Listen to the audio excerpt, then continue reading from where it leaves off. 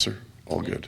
Looking at the Sabres, which you saw them recently, can you pull anything from that matchup when you do play a team not too long ago?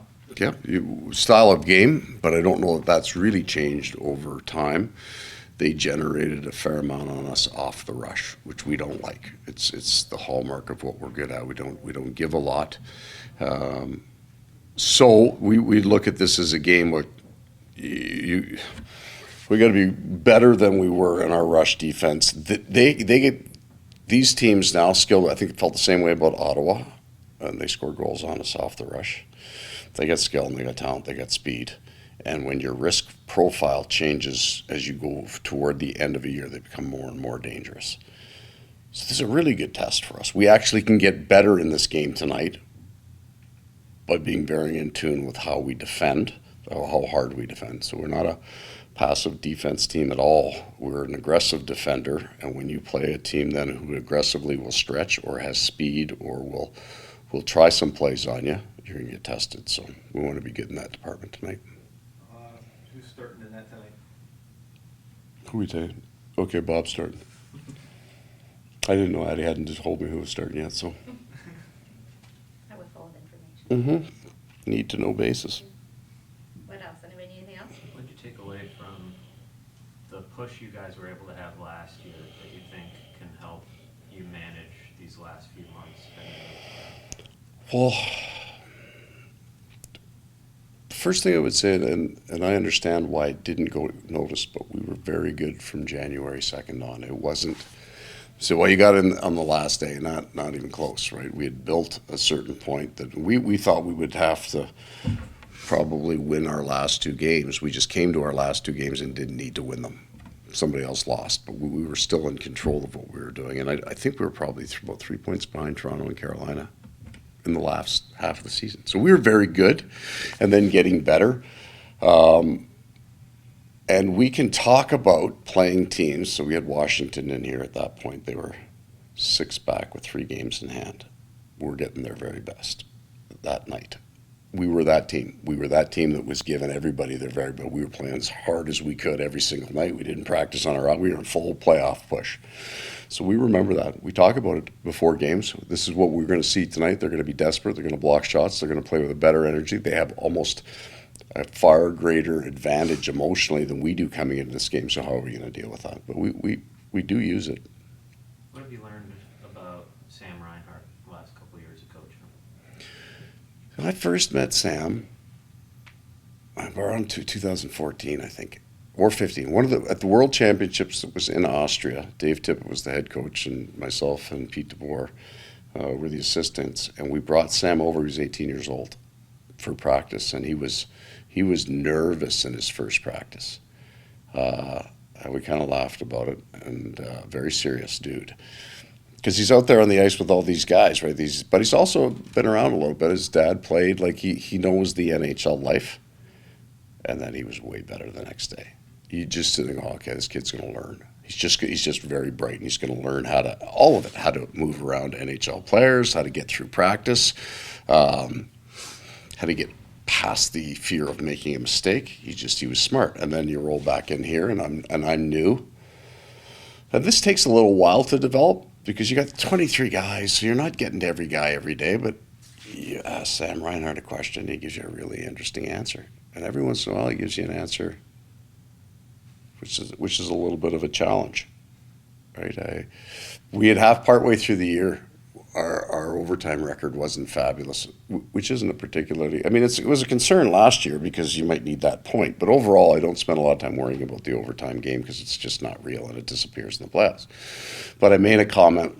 He said, "Can I ask you a question? Why did you put those guys out there together?" And I said, "It was just matching speed." And he said, "True." He goes, "Yeah, I get it. Speed's not everything." It was just he's just very good at making his point. So then we put him and a real fast guy together the next game, and they scored. And I think we won our next 5. So very bright, very intuitive.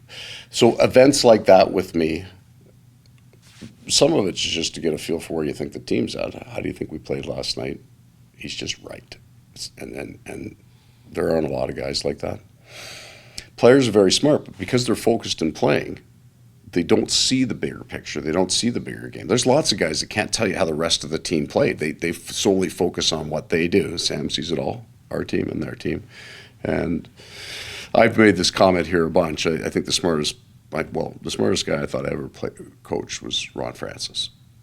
Incredible detail after each game without having to watch the game again. Like coaches will go back and we'll say, well, I want to watch it first before because we got to see it again. Ronnie didn't have to, and this guy's right there with him. Where's Kevin Adams on that list? He's an adapter, right? So he would be one of the smart survivors of the game. Not particularly necessarily. There wasn't a physical gift. Like he wasn't the fastest guy on the ice or the heaviest guy on the ice, and he came in as a dangler. Like he had some really good puck skills, and by the time he's a full-on penalty killer. He figured out how to make himself valuable to an NHL team, and then he was willing to change that. No. It's funny I would say no ego. When you say that sometimes isn't a good thing, but what I mean is he was willing to do what he needed to do to become a player in the NHL and sacrifice. He had no problem. But I think that's probably another guy who's just smart, because he looked around the room and said, okay, Ronnie Francis is on this team. He can do that better than I can, and Jeff Skinner can skate faster, or Jeff O'Neill is that guy, and Eric Cole is that guy. What does this team need? What can I do to help? And he became that player. Tonight, the team's honoring. Scored an unbelievable dangle goal in Montreal, toe drag. It was just like unbelievable. So he was a bang it out, bang it in, right? And then, he undressed a guy, went in, but everybody lost it on. And that's kind of when we're going, we're winning this series. Okay, sorry. Tonight, the team's honoring Train, obviously. Yeah.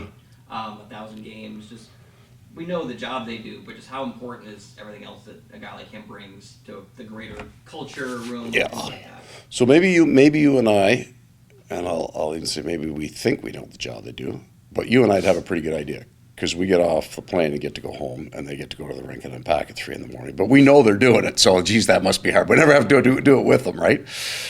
The equipment manager's life is full-on hockey all the time.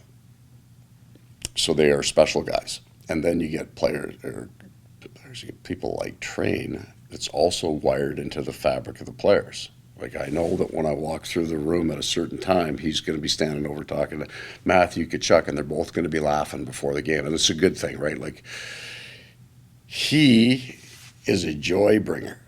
You can be in and I've been in bad moods at the rink, and then you see Train and he puts a smile on your face and you end up laughing because he's just big smile, very serious about his job, like really wired into getting it right. Other than that, he's bouncing around here just making everybody happy. One of my favorite things, right? You come to the rink and you're there in the morning and you give Train shit because he didn't come and say hello to you, and you haven't seen him for 5 hours, and why come to work if you don't get to see Train in the morning, right? So he laughs, and he'll come in and interrupt you right in the middle when you're doing something because you told him to, and you have fun with it. Wonderful human. And how good of a fit has Joe Nurkacevic been here? Because it seems like he came in on the AHL deal, got his opportunity, Yeah. all of a sudden it seems like he really fits into the fabric of what you Yeah, we've been, I don't know, lucky's not the right word, but it would be the word that we would probably use. We've been lucky with these guys that we bring in, but we haven't been particularly. Our pro scouts do a really good job. This was the idea would be a longer term project because of the injury that he was coming off. And while you could skate with it, we run quite a bit different style of hockey and systems than San Jose does, what he would have been used to and experienced. There was a long learning curve that he was going to have to go through. And then he got unlucky. He truly did. He got sick a couple of times, and that set him back.